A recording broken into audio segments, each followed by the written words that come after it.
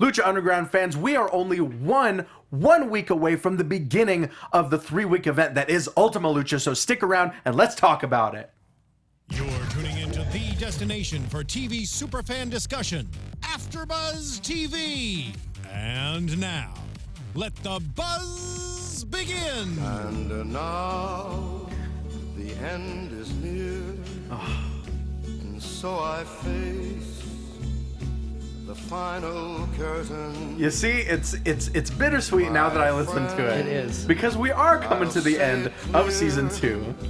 Guys, this, as always, is your Lucha Underground after show right here on AFTERBUZZ TV. As always, my name is Ty Matthews. Y'all can find me on Twitter, on Instagram, any form of social media, really. Soon to be MySpace, sure, at Ty Matthews, PMA, and as always, my lovely talented co-host. Hello, sir. Hello. Good to see you. It's fantastic glad to you see can you. make it. You know what? It's a little bit late. Better late than never. We're here. We're going to talk about everything in a timely fashion, and we're going to get to Ultima Lucha next week. Oh, man. And I'm glad that the end is near, but it's not quite here yet, because It's not quite. you told me that we have 3 weeks of Ultima We've Lucha. got one I did not know that. You know, in the weeks leading up to this, we've been talking about, we've had 3 episodes left, 2 episodes left. We were under the impression next week would be the final episode, but we forgot to take into account that Ultima Lucha cannot just be a single episode. No, it's a 3-week event. So, we'll be here next week, and the week after that, and the week after that. So we hope you'll join us. Yeah, you can find me on Twitter at the Jimbo Slice, TheeJamboSlice. That's at the Jimbo Slice with 2 E's. That's at the Jimbo Slice.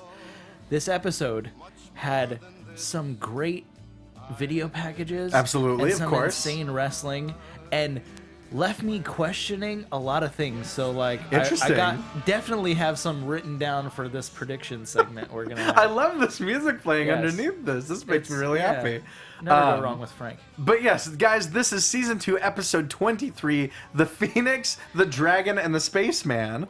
I may have gotten those out of order, but that's the gist of the episode title, which, of course, if you're talking Lucha Underground, it makes perfect sense. It's does. crystal clear. Yeah, it sounds like a CD I'd see on, like, my dad's shelf. Right, it's Like, exactly. What is this? Maybe some some rainbows and like prisms Yeah. on the cover. Lots of prisms. He'd be like, "Oh, that was my cover band. You didn't know about that? Exactly. Really experimental prog fusion. It's fine. Why not?"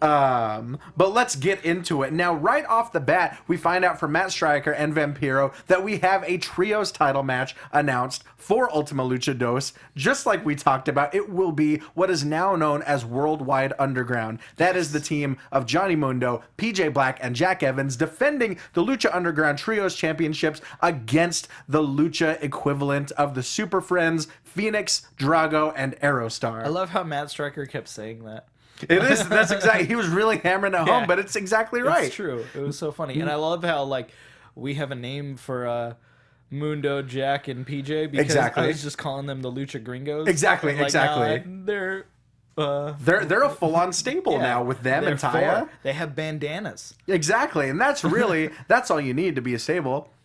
I feel like if Phoenix, Drago, and Aerostar were the Lucha Super Friends, then like the Lucha Justice League would include Dragon, Azteca, Prince Puma, and Rey Mysterio. Oh man, that'd be some great fan art. Right? Claire Bowie, I Get know on you're it. out there. Get on it. Handle Let's see some Legos. Yeah, let's see some some Lego dodgy action. Claire art on that. Let's get right. I mean, we're kicking off with a main event caliber match. The returning Mil Muertes taking on King Cuerno. Very interesting start to this match. Absolutely. Not only does Mills have red eyes now, Of course. and still hates cameras, Obviously, as but much as always. I loved how his gear had red eyes also. Oh, yeah, it did, didn't it? That was great. And I've never seen King Cuerno run. Exactly. He was like, that match started and he was doing the classic like heel shit of like roll out of the ring, roll back in the ring, roll out of the ring. This match I feel like started like a boss fight where Yeah. Mil Muertes just keeps charging and like King Cuerno keeps having to like duck out of the way. Dun-dun-dun-dun. Exactly. You have to hit him until he's flashing red, Yeah. and then you got to start, Yeah. ducking and weaving. Of course. I love it. And also, I don't think I ever realized this before, but Mil Muertes' spear is known as the Reaper's Trident. That's good. Which is dope. Yeah, It's, He had like a half of one. He's like, not the quite full Reaper's Trident. Right. But okay. It was He like right didn't- as the match started. Exactly. He didn't quite hit all of that, but damn if he didn't hit all of that lariat. Holy cow. Oh, man. Just and- folding him up. Yeah, and even Matt Stryker was like, Lariato. That's exactly right. Yeah, that was a murderous clothesline right there. Not only that, but the choke slam as well. I love that Muertes' version of the choke slam is almost more like a Uranagi. Like he like spins with it. Exactly. Yeah. Kind of like the Vladimir Kozlov Uranagi, sort Oh, of. yeah. You know? But yeah, we're used to King Cuerno is not a small guy, so we're not used to seeing him not only duck and weave, but also jumping around and flying as much as he did. Yeah, he was hitting jumping knees like he was in a helicopter. I mean, jumping knees, leaping side kicks, all sorts of jumping maneuvers. Hits the arrow from the depths of hell that takes out Justin Borden also. You know what's funny about this is like I was watching them set that up and I was like, Mill's not gonna pull Justin in the way and just move and leave Justin there. I was like, because I've seen King Cuerno hit that move. I was like, he doesn't. Like, Oh, no. he doesn't dial it back at all. No, I was not at like, all. he's gonna take Justin's head off. So like, luckily Mill stayed. Like if anything, Mill protected the ref. Exactly. He took one for the ref. He took one for the ref. He hates cameras, but he's sympathetic towards Yeah, referees. he's got a thing for zebras. You know? Eventually, we see King Cuerno go for a chair, clobbers Mil Muertes in the head with the chair. It does nothing. This was great because it was like back to that, like I've said before on the show, like chair shots to the head when they're built up and they mean something, it's okay to do it. Exactly. This meant something, and he took one, and like, oh man, what am I gonna do? And he went for another when he got the chair. I thought he was about to like Masato Tanaka just take like Oh, man. 30 chair shots and just Oh, that would have been I was phenomenal. like, oh, this is gonna be I crazy. forgot about Tanaka. Oh, yeah. Dangan. Oh, man. But yeah, he And he just punches him in the face. huge right hand, goes for another chair shot, gets a right hand for his efforts. Eventually, we see Muertes wedge that chair in the corner, and King Cuerno does a little King Cuerno, slick he's been- swing into the corner. he's been watching those Wile E. Coyote cartoons. Mil Muertes goes for that spear. Cuerno ducks out of the way. Huge spear to the chair, followed by a schoolboy with a hand on the ropes and a foot on the ropes. For the upset victory. Yeah, in case you didn't know, he was a cheater. It's a dirty, dirty cheater. In the highlands of Guerrero, they are cheaters. Yeah. But we knew, I feel like we knew that there was going to be some shenanigans at the end of this match. Like, you don't just blow off King Cuerno versus Mil Muertes the week before Ultima Lucha begins. In the opening match. Exactly. And not have it end in some sort of shenanigans Yeah. or chicanery, if you will. Yeah. I'm surprised Katrina didn't get more involved. Right. But Yeah. we will see later. She makes her presence known. Definitely. We find out that tonight's main event will be a first-time ever matchup between Phoenix and Johnny Mundo. It's hard to believe that they've never wrestled. fought, like in a singles match. Right. Yeah. It's very rare to have firsts in pro wrestling in any federation. Exactly, but that was one. I feel like that was one of two dream matches that we got tonight. Oh yeah. It was intense, and not like all this leading up to Ultima Lucha. Exactly. Like, these should be like Ultima Lucha. Exactly. Like, if this is the build-up, Yeah. what are we in for next week? Holy cow. This video. Going back to El Jefe's office, we've got Taya and Ivelisse. Of course, as Dario says, there can only be one baddest bitch in the building. That is kind of what this feud is predicated on. I Who's love the how baddest? he wouldn't say bitch. No, He the was like, baddest. there can only be one of the baddest, and then Ivelisse is like, bitch. Woman. And I love how, like, yeah, woman. I love how Taya was like, yeah, you thought you were so cool, and then, like, one of those dudes left, and, like, you pretty much suck. Exactly. She's like, what did you say? She's like, So El Jefe, Dario Cueto makes it official for Ultima Lucha. We will see Taya take on Ivelisse in one-on-one action. And of course, as Ivelisse is on her way out, we see Katrina, fresh off of a dirty loss on behalf of Mil Muertes, very upset, obviously, as ghost ladies tend to be. oh, man. And she demands not just any sort of match, but she demands a death match. Okay. Now we talked about how it might have been appropriate to wait until Ultima Lucha for gravest consequences, but I feel like it's even more apropos that it's just a straight up death match. I have so many things to talk about in this segment. What's that? Okay. I'm going to start first with when Taya gets up, when Ivelisse is like baddest bitch, and she stands up, the like guitar riff or audio sound and like the shot on her butt in that red dress, I was just like, gotta love a lady in a red. That dress, I she was can just fill out like, that dress. holy cow. Like the editor, like, oh no, camera needs to be right here when you stand up. Boom. And I that was had just to have been the same dress from that vignette where she's like meteoring, back-fisting just beating the glasses out of crap people's out hands. everybody. I was like, gotta love a lady in red. Of course. That was insane. Of course. Ivelisse and Katrina, and she's like, don't think I forgot about you. I was like, oh man. It all ties together this from is getting episode crazy. 1.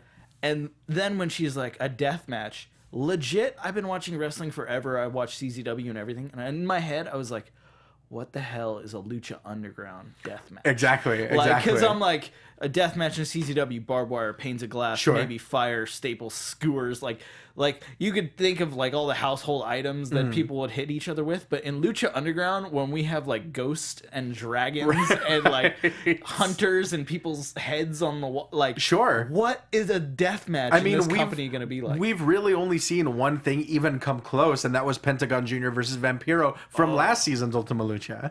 And that wasn't... Was that called a death match? That was I think called a Cero Miedo match. But I mean, there were light tubes, there were flaming tables, there was blood. Yeah. So you got to think in a death match, there's gonna be some crazy stuff going on.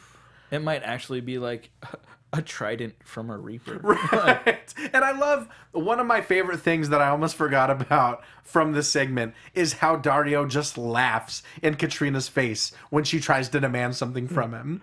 And he lays it all down. He's like, you tried to attack my innocent baby brother.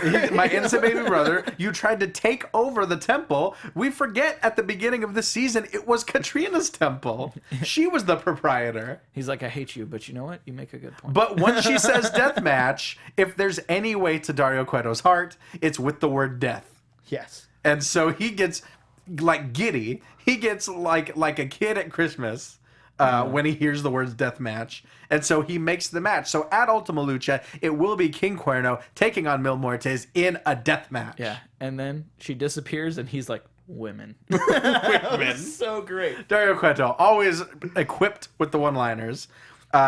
Next up, we've got a match that I wasn't expecting, but No. it's the next logical step in this program between Prince Puma and Rey Mysterio, as Prince Puma takes on Dragon Azteca Jr., accompanied by Rey Mysterio. Yeah. I So mean, it's you like gotta fighting think- the student before fighting the teacher. That's exactly right. Yeah, if Prince Puma thinks that he's good enough to beat El Rey, he's going to have to beat El Dragon Azteca Jr. first. And just the beginning of this match, the high spots that these guys were pulling off, just one move after the other. It reminded me of very much Tiger Mask Dynamite Kid. Absolutely. And like Owen Hart's intro that he always like whenever you'd lock up with Owen Hart and you'd do that like chain situation. Sure. You do the one hand head spring thing. Like I was just like, oh man, these guys. Exactly, just matching good. move for move. Yeah, they're so evenly matched. They come from such similar backgrounds in the canon of this show. Very much even like Will Ospreay Ricochet style. I can see that for like, sure. And to think that this was done way before that. Exactly. That's You a know, that's a like, good point. That's a very crazy. good point. Like, and it wasn't all the same thing. Right. You know, right. it wasn't like, okay, another backflip. It does- the exact same dance sequence. Right. Let's say It does in make another, sense. It in does another make studio. It does make sense that we saw a few of the same moves. Yeah. Weird. Yeah. What a coincidence. Spooky. Spooky. But one moment that I really love from this match is when Dragon Azteca goes for a suicide dive and Prince Puma catches him in a fireman's carry, tosses him head first into the ring post. Okay, if he wouldn't have caught him, he would have died. Just straight He into would've those went steps. head first into those steps. Right. No questions asked. Death by stairs. But that's how deceptively strong Prince Puma is. Yeah. That catch, it reminded me of when Cage catches people diving in a suplex position. It's one of those things, it's one of those catches that you just never see. I loved in the whole like intro segment. I wrote down, I was like, dragons and cats both land on their feet. Exactly. Because everything, it was like, flip you. Oh, I landed on my feet. I'll flip you. Oh, you landed on your feet. Right. Well, I can land on my feet like this. Well, I can do that too. And yeah, that was sort of the beginning of this new, more aggressive Prince Puma that we saw in this episode, and especially that we saw when he tosses Dragon Azteca into that ring post. Oh yeah. You know, we've seen him kind of be squeaky clean all the way up until just recently, and this is sort of the next evolution. We might even see like Dark Puma at some point. You know, wow. Like, I didn't even think of the that. way that Puma is like King in Tekken, it would be like Armor King. Now that you mention that, in the promo pic with him and Rey, he's got black mask. Does he? With orange instead of like his typical mask that's like the light orange. Sure. With like the brown or whatever. Yeah. It's all black with orange. Interesting. Okay. Yeah, dark. Yeah, Puma. we could see that season 3. Who knows? I feel like over the course of all of the high spots in the beginning of this match, we saw a lot of like Matumbo finger wags. Like no, because we even saw like a handshake and a nasty chop. Exactly. It's like, oh, these guys are in it. But we finally get a name for Dragon Azteca Jr.'s ridiculous DDT. It is now being called the DDTJ. Really? In reference to his home of Tijuana. Okay, because I saw him at the temple and I asked him what he calls it. Oh, He's really? like, I call it the tornado dragon. Okay. Or the dragon tornado. Okay. One of the two. It was I think that might have because I was even... like, hey man, we've been calling it the pizza DDT on our after show. Sure. I'm like, what Just do you call flipping it around, Yeah. you know. Yeah, I think there was a tweet. From the Lucha Underground account that called it that. That called it what he said. He brought that up too. He's like, because I talked to the guy that does social media, and he was like, no, this is what it's called. Because I guess Matt Stryker and him have words over what according to Matt Stryker, in this episode at least, it is called the DDTJ. Yeah, they're gonna get a cease and desist. But Prince Puma kicks out of it. He pulls Dragon Azteca Jr. out from the corner into a huge Blue Thunder bomb, hits the Northern Light suplex. Yeah, so good. Absolutely. I'm calling that the Pumaplex. Oh, there you go. The two together. The Northern Lights rolled through into the deadlift. You gotta Absolutely. call it the Pumaplex. I loved how I think it was Dragon Azteca ran in. And he goes to Bandera him over, and he sets him and crotches him on the rope, and everybody in the crowd is just like, "Oh!" Right. And then he hits like a Hurricane Rana, Huge, like, him being like nutted on exactly the top rope. triple jump Rana from that position. At one point, we see like an avalanche twisting victory roll sort of thing from Dragon like Azteca. a flipping prong hold. Exactly. Yeah. Samurai Del Sol used to use that. Oh, that's right. He did, didn't he? Because I hadn't seen anyone do that. I had to stop and rewind it. Sure. I was like, what? Sure. Did they just do that right now? Huge overhead belly to belly into the buckles. Modified Michinoku driver for a deep 2 count. Something I noticed, the first match, it was like, King Cuerno was originally like a Technico, but now he's become a Rudo. Right. It was like Rudo versus Rudo, and this was definitely Technico versus Technico. Interesting. I feel like Cuerno started as a Rudo, then went to Technico, and now circled all the way around back to being Rudo again. Okay. But we get a huge hang time drop kick from Prince Puma, launching Dragon Azteca Jr. into the buckles before hitting a 630. But before he hits that 630, stares right at Rey Mysterio, as if to say, this is what's in store for you at Ultima Lucha. Hits the 630 for the win. And we see a nice little face-off. Before this program, this match was all about sportsmanship and all about, who's better? Am I good enough to beat Rey Mysterio? Now it's getting a little bit more aggro. It's getting a little bit more personal. We glossed over one really important thing. What's that? When Azteca is like, just hit that big power move, and Rey's like, finish him! Oh, yeah! Just like, so Mortal Kombat right there. That is so Mortal Kombat. Or it's even more like, Steven? Finish him! Yes. Thank you. Yes. Thank you for that. Yes. 630 hits the 630. Hits that 630 fatality for the win. We see a face-off between them. Back from the break, we see Cage, Tejano, the Mac, and Son of Havoc in the ring. We're not quite sure why, but of course, Dario Cueto has a unique opportunity. Oh, so great. For these 4 men. So you know what it's being called? For a unique opportunity. And the joy in his voice when he's explaining to people that joke, and he's do you get it? Do you get it? He's so He's happy. so happy. He might be the literal incarnation of the devil, but he loves him a good pun. Yeah. Him and Kathy Kelly get along great. Exactly, Kathy Kelly. Oh, I wish you was here. She would have loved that.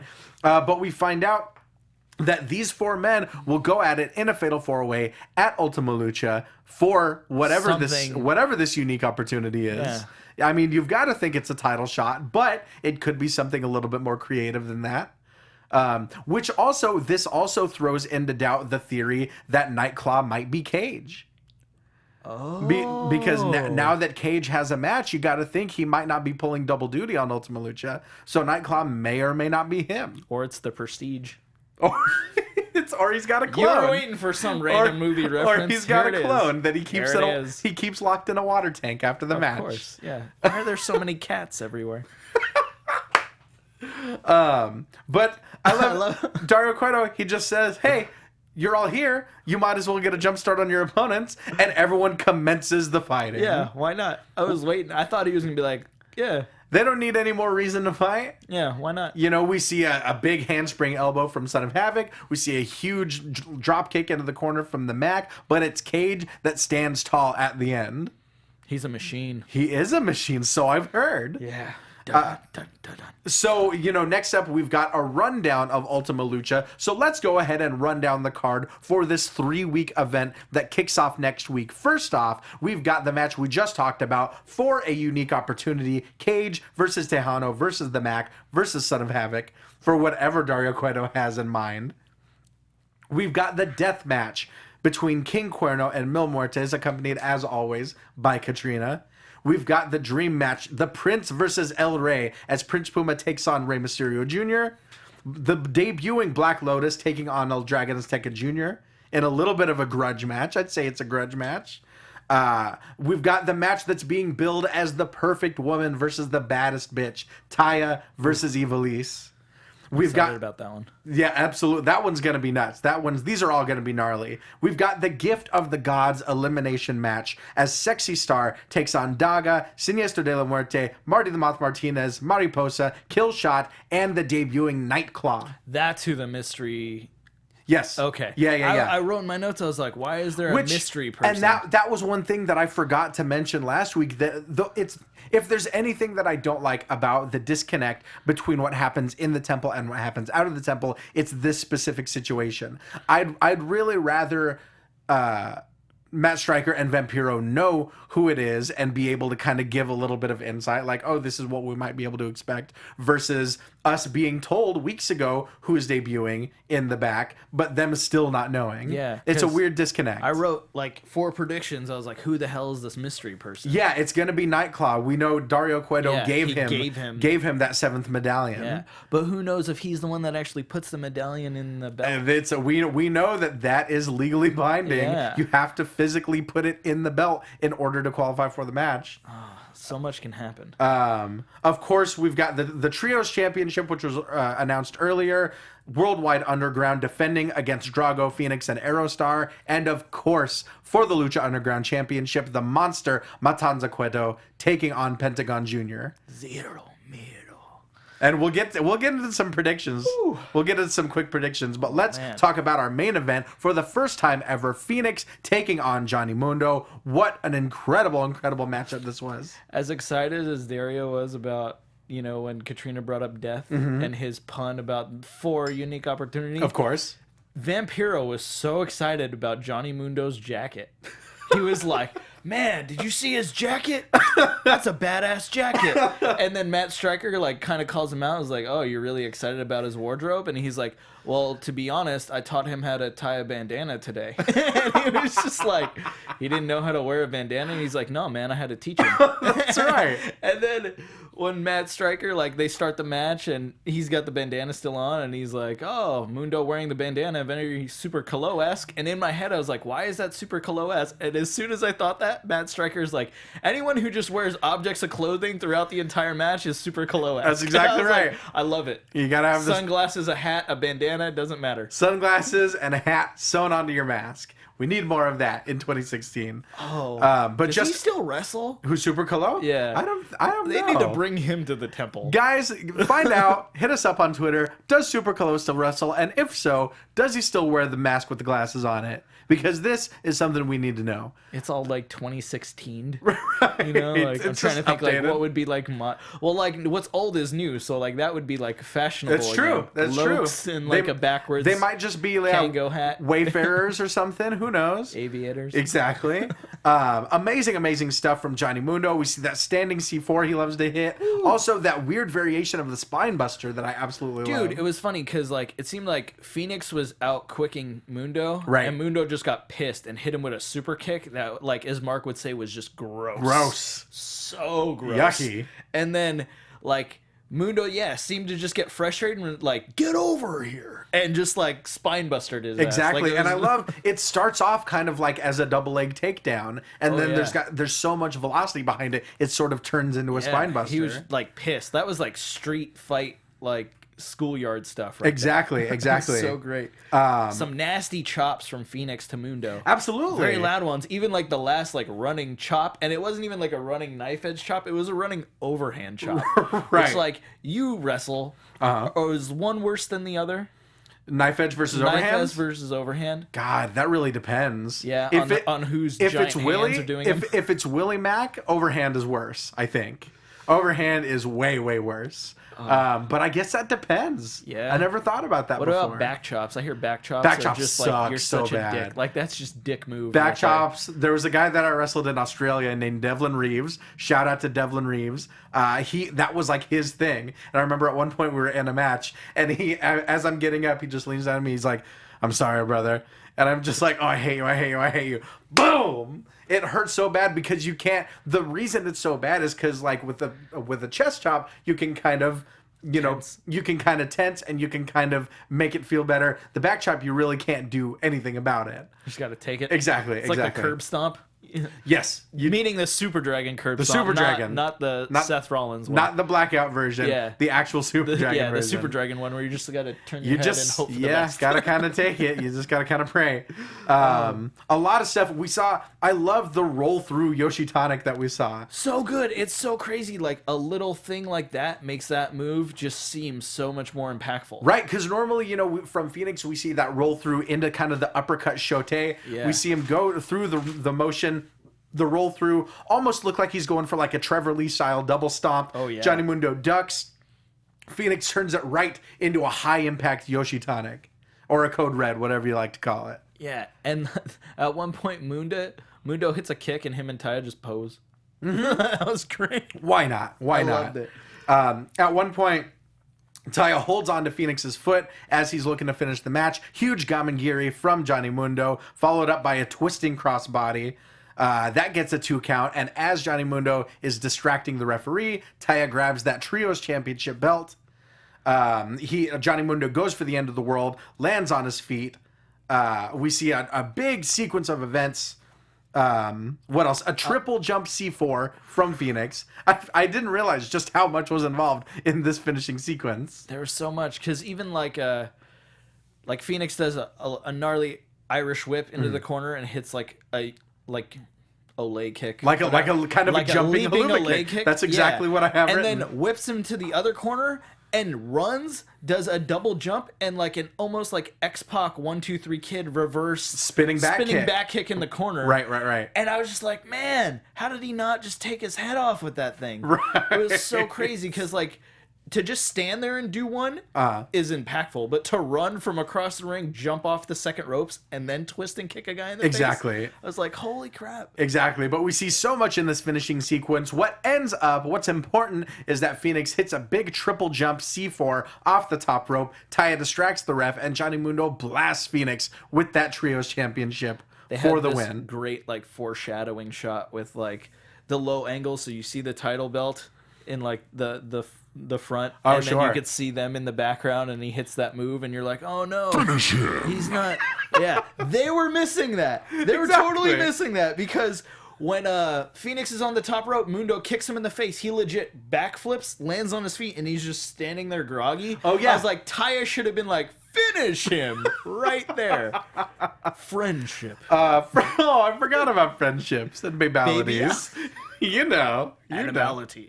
Animalities. Those are the worst. It was the worst, especially in like the real like Mortal Kombat movie, the second one. Like Nightwolf's in it. He doesn't do shit. He throws one axe, hits a guy in the head, and then he turns into a wolf. I forgot Nightwolf was in Annihilation. And then they're like, oh yeah, like Liu Kang, you can become a dragon and fight a Hydra. Sure. Like, oh man. You know that thing.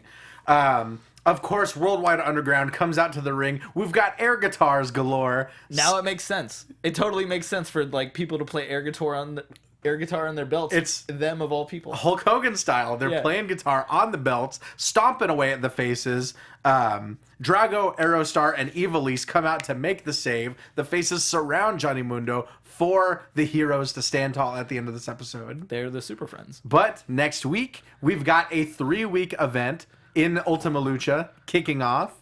So let's get into some quick predictions.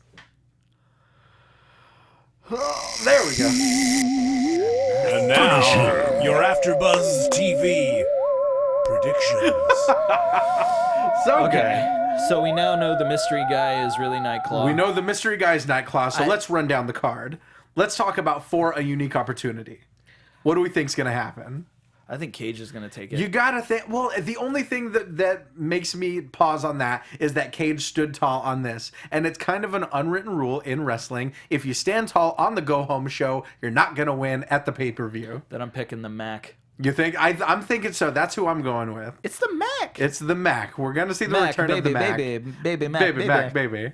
So let's go with that. The Mac wins a unique opportunity. Next up, we've got a death match: King Cuerno versus Mil Muertes. You got to think Mil Muertes is going to take this. Yeah, he just came back with red eyes. I don't know what color eyes he could come back with next. Exactly. The really black eyes. I like a doll. The real intrigue is going to be how he murders King Cuerno in this match, and what kind of stipulation that's going to have. Exactly. A taxidermy match? The winner has to stuff the loser? Yeah. Next up, let's talk Prince Puma versus Rey Mysterio. Rey's got to pass the torch. You think so? I'm thinking so. You think he's going to win? I think...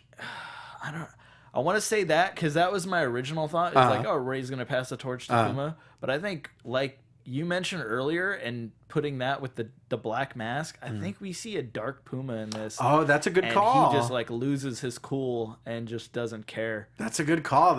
Maybe like ref's knocked out and he just grabs a chair or like does something gnarly. Right. Maybe he gets assistance from somebody else. I'm thinking maybe Rey sneaks out a win, just barely rolls him up for the 3, and Puma just kind of snaps afterwards. He loses it.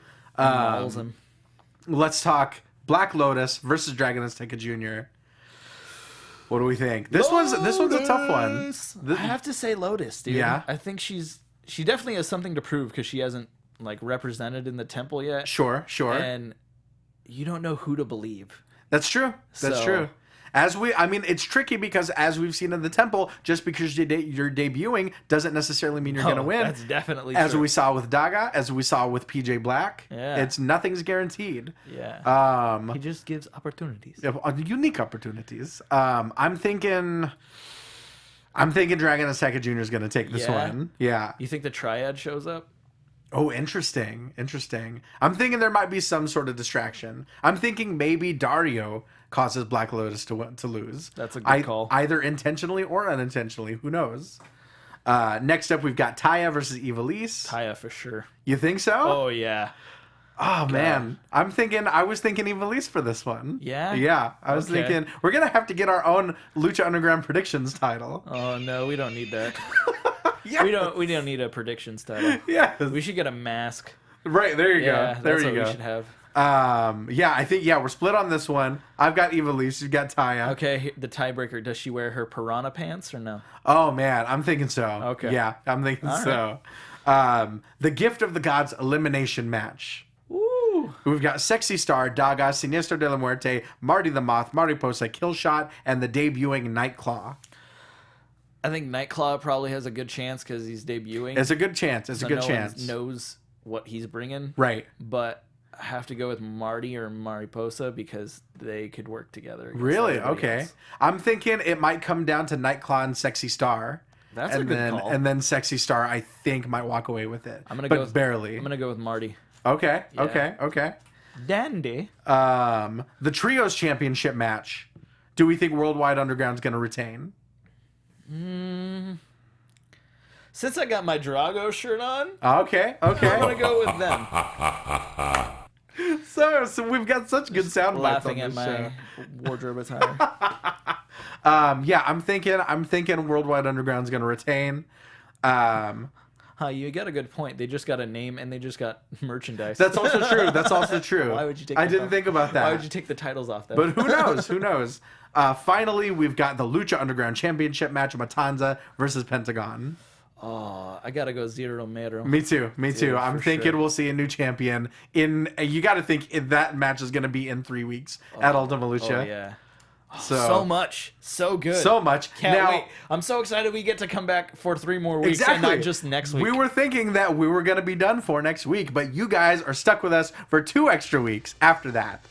So deal with that. Yeah. And we've got Guile here. Yeah, we got a new fighter coming in. A challenger appears. Now, bonus prediction. What are you working with? Who's the Lord? Oh, We still man. have not seen anything. We haven't seen any more of this vignettes storyline since then. No, I'm still going with MVP, man. That's it. I think. Going with MVP just because he smokes cigars. I think you might be right. He was called the Lord of War back in the days of the Wrestling Revolution project. Yes. So there may be a tie-in with that. That's what I'm thinking too. So if we see the Lord revealed, it may or may not be Montel Vontavious Porter. Or Stan Marsh. Or Randy Or Marsh. Randy Marsh. I am Lord.